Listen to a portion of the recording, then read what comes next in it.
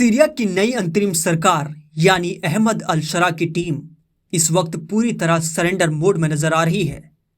वजह साफ है, सीरिया का झुकाव तेजी से रूस की तरफ बढ़ रहा है। महीनों तक खामोश बैठने के बाद, चारों तरफ से दबाव झेलने के बाद अब सीरिया ने सीधे सीधे रूस से मदद मांग ली है। दक्षिणी इलाकों में रूसी गश्तों की वापसी इसका सबूत है।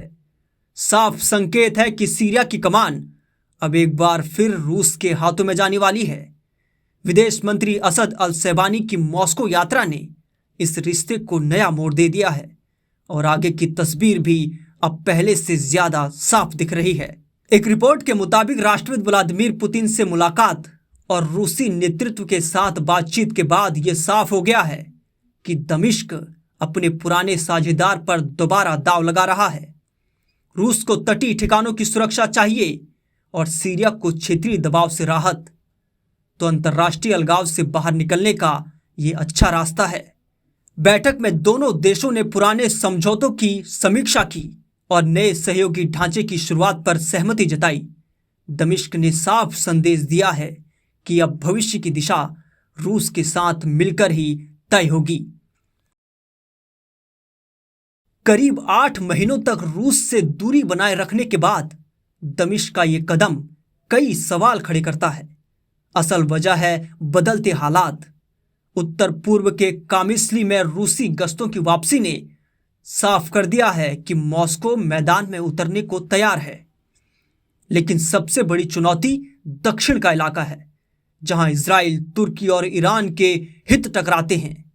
सीरिया के लिए यहां रूस का सीधा हस्तक्षेप सुरक्षा और संतुलन दोनों की गारंटी बन सकता है। रूस के सामने अब बड़ी पेचीदगी है।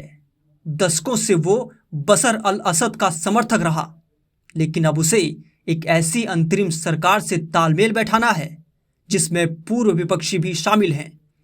यही वजह है कि मॉस्को ने सख्ती छोड़कर व्यावहारिक नीति अपनाई है।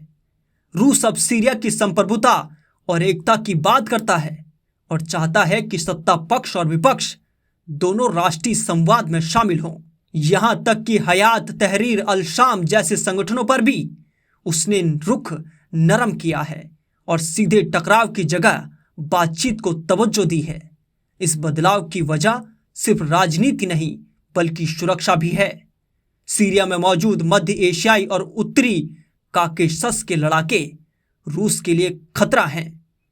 अगर वे तुर्की और जॉर्जिया के रास्ते दागिस्तान तक पहुंच गए तो मॉस्को की मुश्किलें कई गुना बढ़ जाएंगी।